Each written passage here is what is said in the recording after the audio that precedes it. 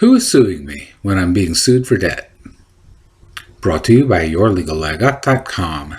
Your advantage if you're being sued by debt collectors. One important thing to know when you're sued for debt is whether you're being sued by a debt buyer, a debt collector, or an original creditor. Knowing this will help focus your strategy. Let's start with some definitions. An original creditor is someone who claims you borrowed money from them.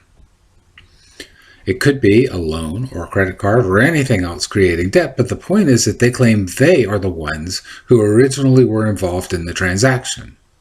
For example, you're being sued by American Express and they say you signed up for and used an American Express card and didn't pay them.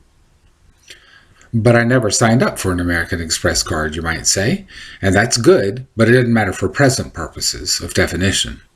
If you're being sued by someone who claims you borrowed from them, then it's an original creditor case.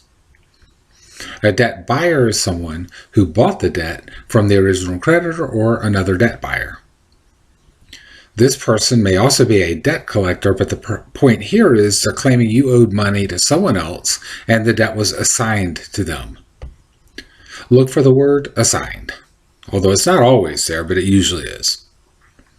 If a debt buyer is not a debt collector, your rights to countersue will be limited because the Fair Debt Collection Practices Act won't apply to them, but there might be some other rights that you have. But they will still have most of the weaknesses in establishing their case that we usually talk about. A debt collector is someone who either is acting on behalf of a debt owner, which is extremely rare these days, or whose primary business is the collection of debts. By that I mean that's pretty much all they do is to collect debts that other people have generated. They don't provide any services. And these people will have weaknesses in their case and may give you a chance to countersue them under the FDCPA. So who is suing me? To determine this on a preliminary basis, look at the name of the case.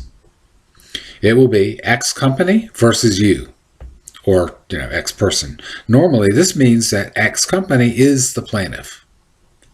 Their lawyer is not suing you for most purposes, and the lawyer is not, by virtue of being the lawyer on the case, a party to the action. There are some rare instances where they're considered a debt collector and that could matter, but that's not going to happen very often. And when you get sued, the first person you look to as the person suing you is definitely not the lawyer, but it is the name on the petition. Companies can only act through lawyers in court, and the lawyers are generally only mouthpieces for them. So most of the time you can forget about them as you consider your rights. I did say normally. What I mean by that is that you start with the basic idea that the person named as plaintiff is the plaintiff. But it turns out that this isn't always true. Sometimes debt collectors, including lawyers, buy debts and bring the lawsuit in the former owner's name.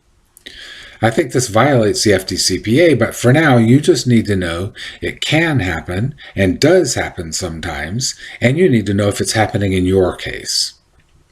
The only way to find that out is by conducting discovery, and that's one reason our model discovery includes some questions about whether the debt has ever been transferred and to whom. Well, we also have some other ideas to help you find this information out. And if you have suspicions, we'll suggest those ways to you. And of course, we're designed to help you at every step of this lawsuit. Helping people protect their rights is what we do. Protect what's yours and don't let the debt collectors rip you off.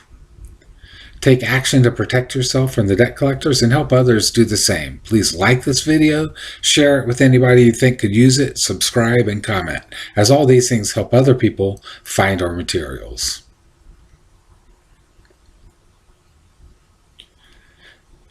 yourlegallegup.com